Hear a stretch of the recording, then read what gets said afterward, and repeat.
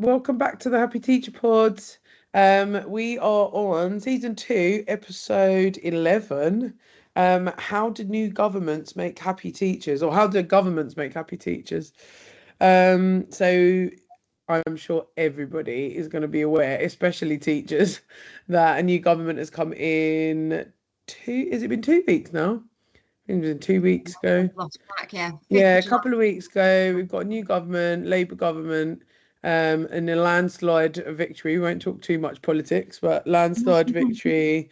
Um, and so what they've done is they've come out with their manifesto for education, and what they're planning on doing. I've seen the new education secretary in a few interviews so far. Um, I mean, I'm quite glad it's a woman. I'm not going to lie. That does make me really happy. Um, and she seems quite open to some like new kind of changes, which is good. As we know in education, though, I don't want to be too pessimistic, but as we know in education, it does seem to kind of go round in a cycle. So I'm hoping for some real change. It'd be nice, wouldn't it, Jenny? Mm. But yeah, okay, to start off with our break time banter, I was thinking about okay, how can I link this to a politician or MPs? And actually, recently, about 4 weeks ago, right before the election, I'd applied for. There's something on the in Parliament where they do this thing called Learning with Lords, Okay. and yeah, what it is, it's a free thing where Parliament would they basically want to try and extend their lords and baronesses into communities to come and talk to students, essentially. So I'd applied for this thing thinking there's absolutely no way that they're going to want to come to my school, just because it's a really hard thing to get onto. Obviously, they don't, I know they have quite a lot of lords and baronesses, but they have to sign up, they have to say that they want to, take part, etc. Anyway, so yeah, I got like an email back saying like you've been successful, like you're gonna get a lord or a baroness coming to your school. And then yeah, like we got this lord called Lord Hayward, conservative, he used to be a conservative MP. And actually very fortuitously, he came a week before the general Ah, election. Some of the questions they asked, I mean, I've got to say I was really proud of the students because they didn't ask any of these really quite controversial questions in insensitive way. They were very sensitive about it. They were very diplomatic about it. They asked him about the Rwanda policy in the Conservative government. Actually, one of the student that asked about the Rwanda policy is an immigrant, and so he was quite passionate about asking about that. And then later on, one of my other students, and I had to speak to her after because I said to her, "Wow, you got to go into politics because the way you asked that question was just so awesome." I said, or journalism. I was like, you got to go into journalism or politics because you really, really got him to think. You stumped him. So she earlier on in the kind of talk, Lord Hayward had answered a question about the Rwanda policy. He'd also answered a question about school budgets, and one of the students had said, "Oh, do you think that it would be useful to increase school budgets? I mean, especially for state schools." This student was talking about. I mean, Lord Hayward deflected 100% on that one. He basically said, and this links to this question, the other student's question. He basically said that there's not enough budget to increase school budget. So this girl later on, she just said, "Listen, you've spoken about the Rwanda policy, you've spoken about school budgets."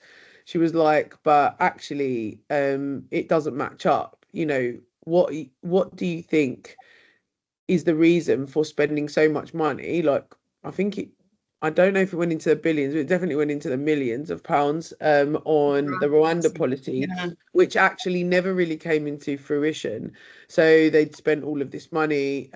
She said, and like, how does this link with the fact that you don't agree that school budgets should be raised when actually you could be repurposing some of that money from the Mm. Rwanda policy that hasn't worked and has like basically just all of this money has just been funneled into it for no reason. and not into the school budgets. And I was just like, ooh, I was like, that's a good. And it actually really stumped him because obviously he had to, he's a politician, 100% knows how to try and kind of deflect and talk about other things, but he was just like, he had to think for a second. He started talking about something else completely and then kind of came back.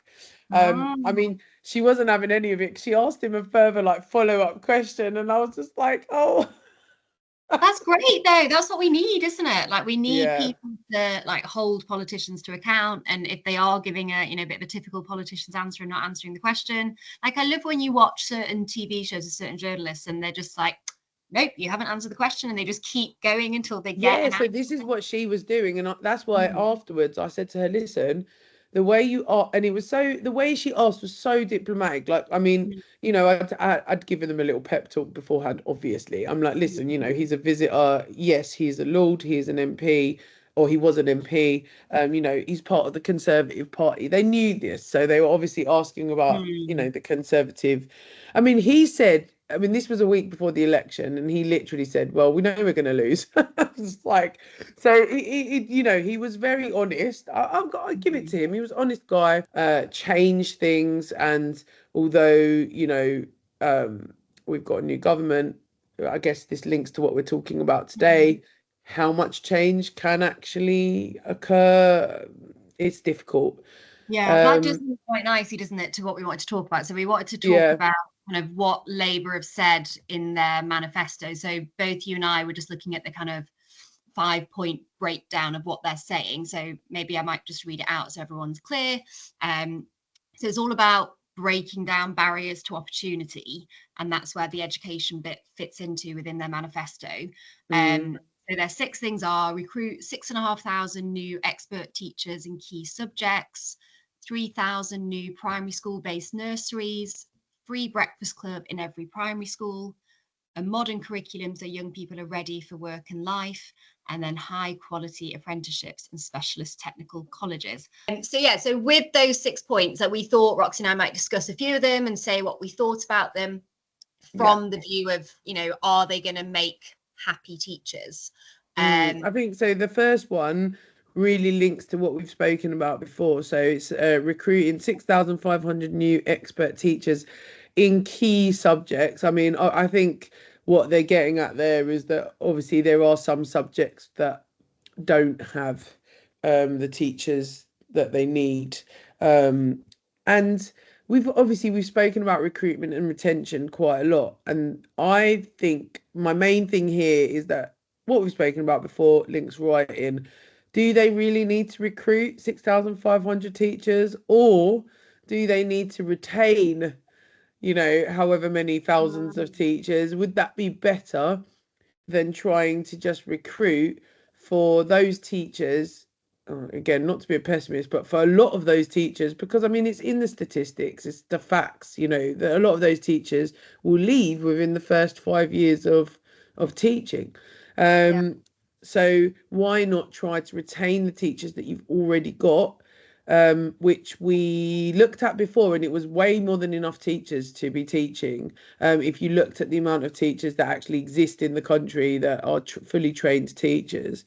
So yeah, I don't know if I fully agree with recruiting 6,500 teachers. I do think that a lot of that money could be repurposed and totally well agree. used elsewhere. Yeah, I'm looking at their manifesto right now in a bit more detail. And when you kind of go into that section, they have 4 extra words mentioning retention. So they talk all about 6,500 new expert teachers, more teachers into strong subjects. And then they say, comma, and tackle retention issues.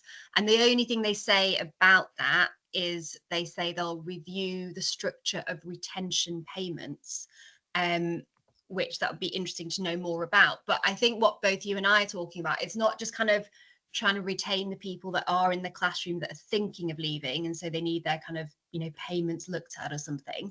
It's also like returners, like how do you get people to return to the classroom?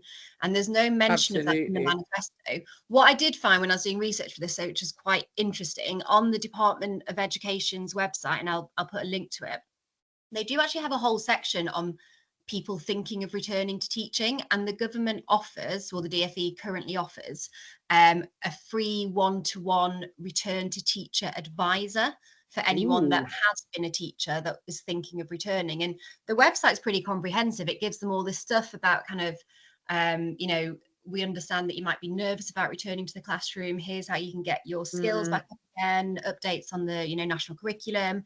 You can have this person that will give you emails, phone calls, one-to-one support to help you with applications. And that, I was like, God, that's actually brilliant. I'd never heard of that until I researched this episode.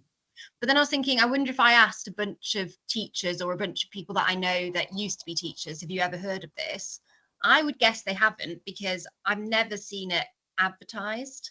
I just think there's this idea that you go onto the Department of Education and they do actually have quite a lot about flexible working, about returning to teaching.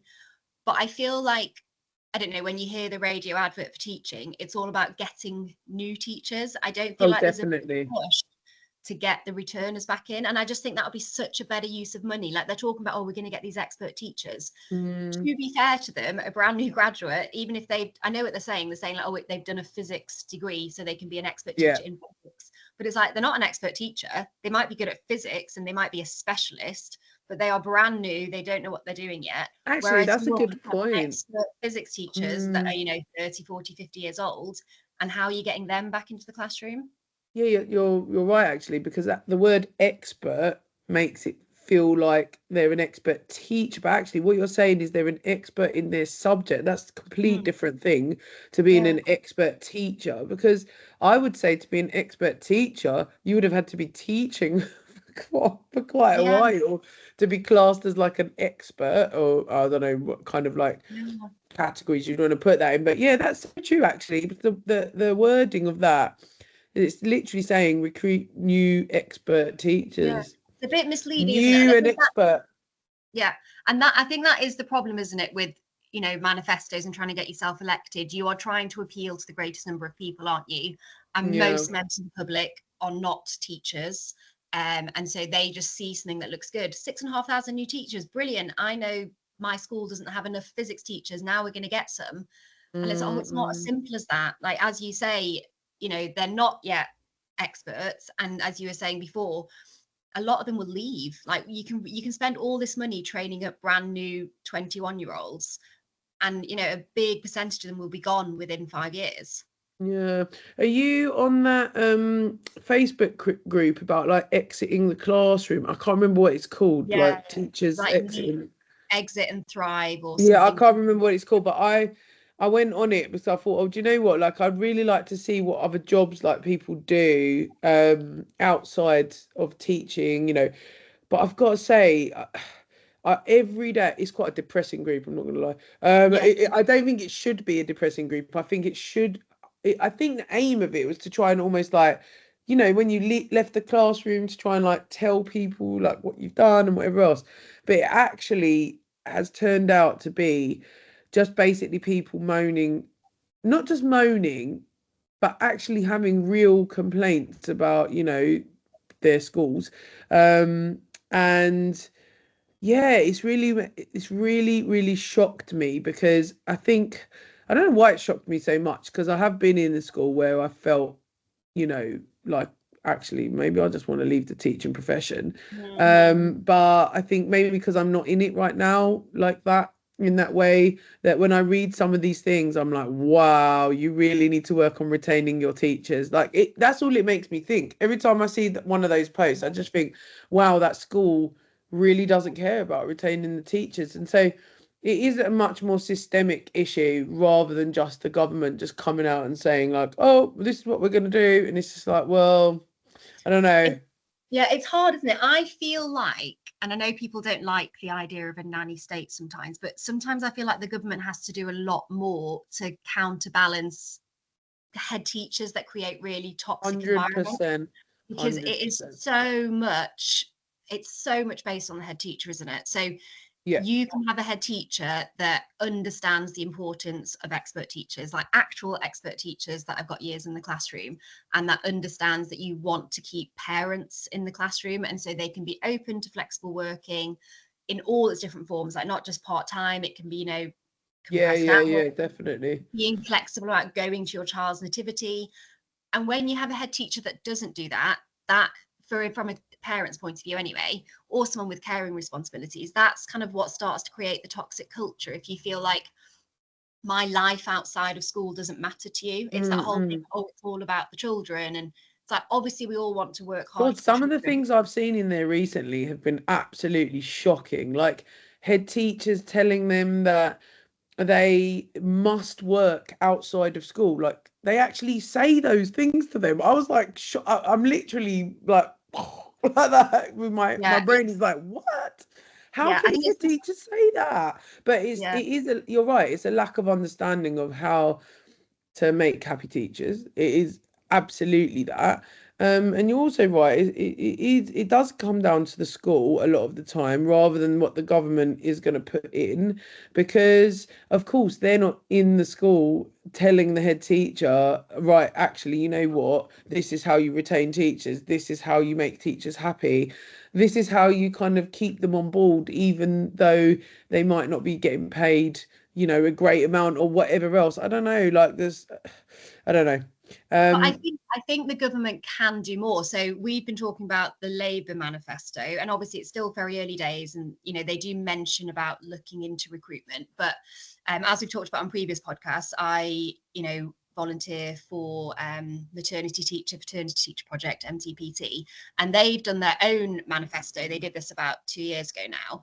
And I just thought it was quite interesting looking at that and comparing it to the Labour one. So they've got 10 kind of main points, but one of the things they're saying is have equal parental leave pay for men and women. And to me, that is such a no-brainer. And the government does have the power to enforce that. So of course, in the civil service, both men and women are entitled to a very good parental pay and leave package, which is completely equal if the relationship wants to work it that way. The man could take 6 months, the woman could take 6 months, and they're on very good amounts of money, and it's the same whether you're male or female. Whereas schools, unless a particular head teacher wants to do it different, the man is still just getting that 2 weeks pay. They might be able to have parental leave, because this goes back to the coalition, doesn't it, that parental leave was brought in, that everyone has to offer that, but parental pay, it doesn't match. And then it's like, so if you've got all these, men that maybe want to have more time with their children, but it's financially not viable, then you're going to start to get the motherhood penalty. And it's just, if you change that is one very easy step a government could take. Just say every school has to offer the same financial amounts for men and women when it comes to parental leave.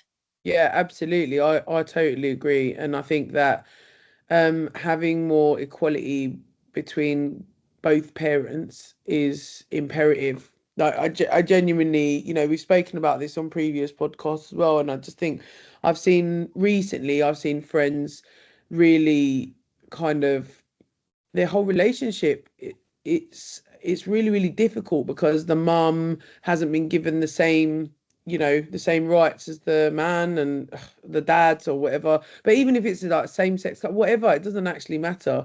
They're not given the same rights, and it really can damage that first year of life for the child, which obviously is not great. And it kind of forces some people to come back to teaching or whatever profession they're in really, really early, which they're not ready for. The next bullet point is 3,000 new primary school based nurseries. And before the podcast, we were talking a little bit about this. Like we love the idea of some more nurseries based in schools, but we did think, oh, they've left out secondary schools there. Like almost assuming that secondary school teachers don't need school-based nurseries, which would have been amazing when my kids were like young enough to be going to nursery.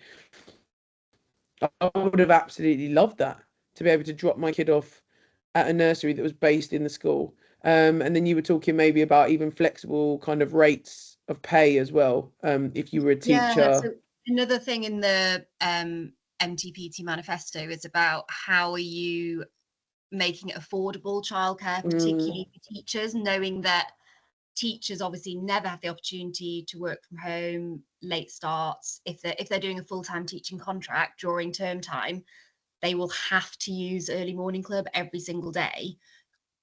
When both my kids were at nursery, we were almost paying a second mortgage to have them at nursery, and I had to pay extra for them to go in early because I had to be at school by like 7:30ish, 7:45. And so there was like an early fee as well. Like, so yeah, absolutely, that makes a massive difference to your life. And I did have to evaluate whether it was worth me even working full time, because, you know, was I seeing the benefit of that? Like, actually, probably not for about a year, where both my kids were in nursery and I didn't receive any state funding, because I think at the time it was up until they were 3 years old you had to pay for nursery. And now I think they've lowered the age though, haven't they? Yeah, that has all changed. And so it's all positive steps in the right direction. I guess what the MTP project is saying, and a bit kind of what we're saying, is you get the blue light discount. So people that work in emergency services get all these different discounts in lots of different places. And I'm not going to lie, I get annoyed that police officers get their discount at Nando's and I don't. And I do think that you have to recognise that teachers of during term time, it is a full-on job. And there are ways you can kind of, you're not paying them as much as lawyers, lots of other kind of jobs that get paid a lot more. But what you could offer them is you could subsidize their childcare so that they can afford to be back in the classroom as parents of young children, and it not costing them a fortune to have someone else to look after their kids so they can be on time for 8:30 registration. Absolutely. I mean, it links in with their next point is free breakfast clubs in every primary school. I mean, I think, again, that is all to do with childcare as well. So that very much links in. And I think that's a good step. So I like that one. I guess what I was thinking when I was looking at this is, I guess it's how's it going to work? Because obviously not every family needs a free breakfast club. Like financially, some of them can afford to pay. Yeah, but it's like the free school meals in London, isn't it? So Sadiq Khan, basically all primary school students at the moment, all primary school students get free lunch, whether they need it or not. So whether they're eligible for free school meals or not. So let's say, for example, my kids are not eligible for free school meals, because it's based on like your pay. I think you have to be earning below £16,000. I think it's quite a low amount. Now my kids get a free school meal. Both of them get a free school meal every day. Now this is only based in London, but I think the aim is to try and expand this. But obviously London at the moment, they get this. Now I know his aim was to have this for all year groups, because at the moment it is for all year groups, but then it was going to be changed to only the younger year groups. I think like reception year 1 and year 2. Reception year 1 and year 2 have had it for a long time, haven't they? So that's what we've got in Kent. But it's in London. They brought it to Key Stage 2 as well. Yeah, it's every primary school student, so all the way up to year 6, get a free hot lunch.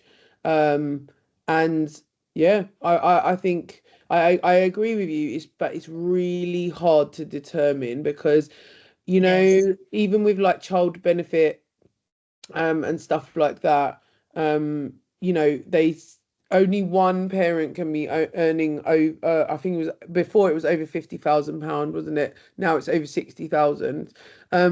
But imagine, I was talking actually to one of my colleagues the other day, and I don't know how we got into this conversation about child benefit, but she was basically saying they're a one income household. Her income and her husband doesn't work, and he does, he's essentially like a house husband or whatever you want to call it. He's a stay-at-home parent.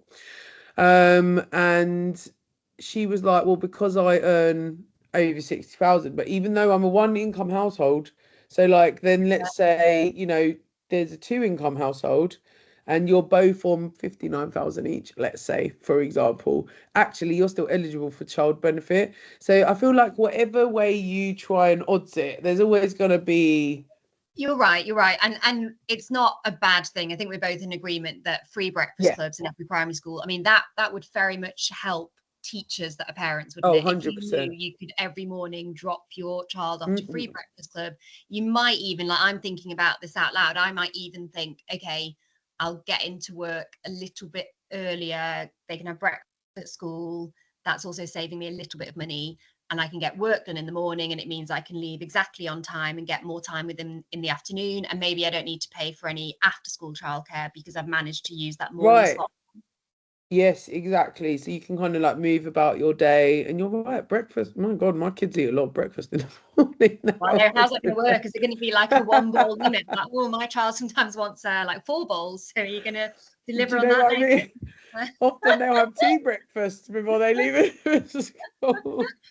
The next one is a modern curriculum. So young people are ready for work and life. Now, I read up a little bit more on what that actually meant. And what they meant, or what they're trying to say, is that they would like to provide more music, drama, PE, that's available for all students rather than just students in kind of like grammar schools and private schools. So their aim is to increase cultural capital, which I'm fully in agreement with, and I do really think it makes a massive difference, actually. And you don't realise how massive of a difference it makes until you're an adult. But having those opportunities to access those kind of subjects, where what they're saying is that if you're in a grammar school, if you're in a private school, you will have access to that either through your parents, because your parents are paying for you to be in these clubs or like extracurriculars, or through the school itself. So you will get that cultural capital embedded in your life without even realizing that it's there and available to you. Whereas with students in state school, they often don't have parents that can afford to pay for the extracurriculars, and so therefore it will never be available to them until they're able to pay for it themselves when they're, however old. And by that point, they might not have the love for it. They might not have ever kind of been introduced to it, so they might not even know that they like it or whatever else. So I do agree with that. But when they say a modern curriculum, I don't know. I'm not sure if that's what comes to mind straight away. So that's why I had to read up a little bit more about what they meant by that. Because for me, if I think of a modern curriculum, I'm thinking more about modernizing the actual curriculum that we already have. So like, okay, we already have a national curriculum. How can we modernize that to include more diversity, to be more inclusive? I mean, obviously, you as a history teacher, surely you have to. Each subject, yeah. So when I was head of history, we looked at the whole curriculum and thought, can we decolonize it? Are we kind of only African history from the slave trade? And obviously, there's an entire history that's nothing to do with Africans. Of the slave trade. So that is good I think it's good that they're saying, we do need to keep looking at the curriculum. I guess, like, from a teacher's point of view, you're always thinking, don't kind of force a huge change on us without enough time to do it well. Yeah. I think the other bit for me, again, I do feel like they're obviously doing this manifesto for any member of the public to look at it, and it sounds good. So you would think, having young people ready for work and life, that's surely what you want.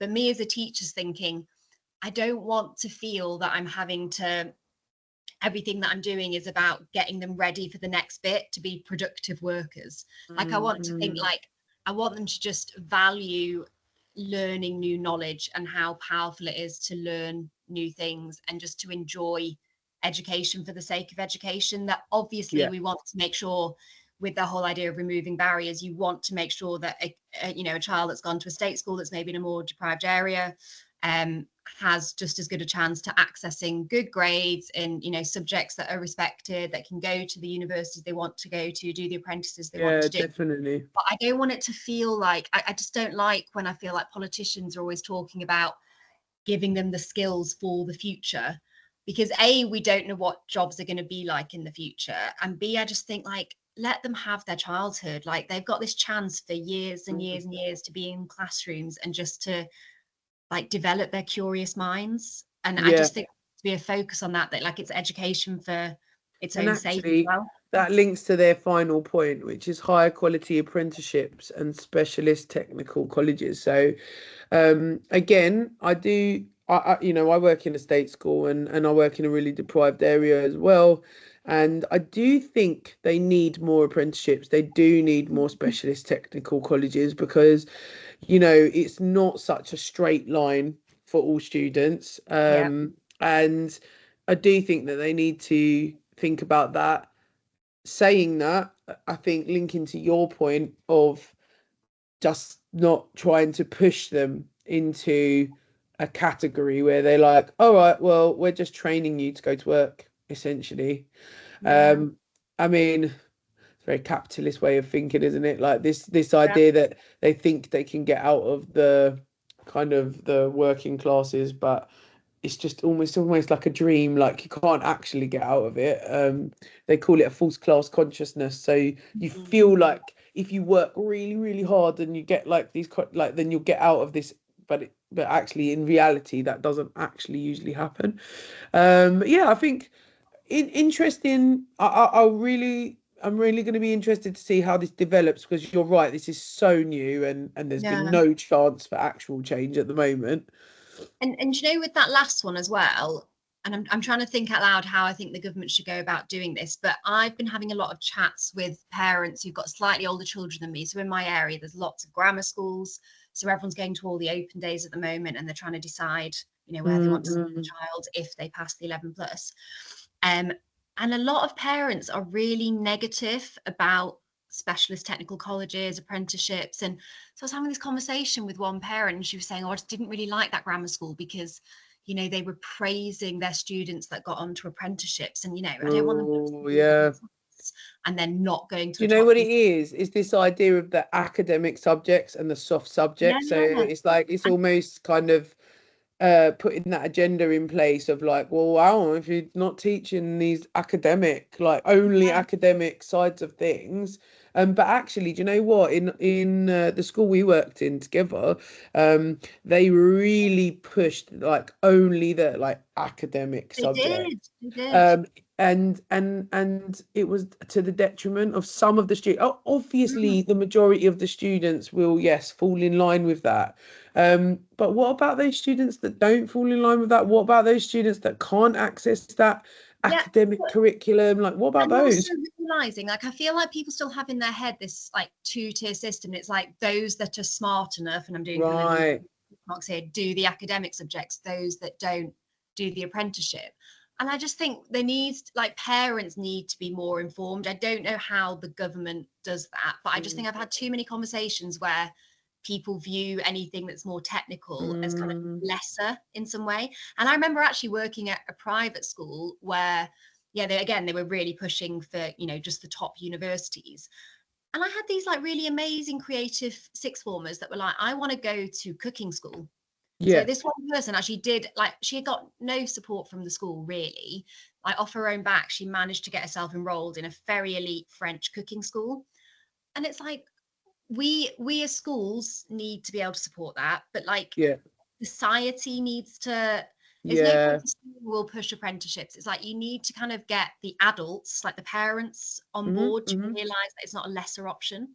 And actually, I had 2 alumni students come and talk the other day about degree apprenticeships. And I said to them, if this was in existence when I was at uni, I would have 100% done a degree apprenticeship.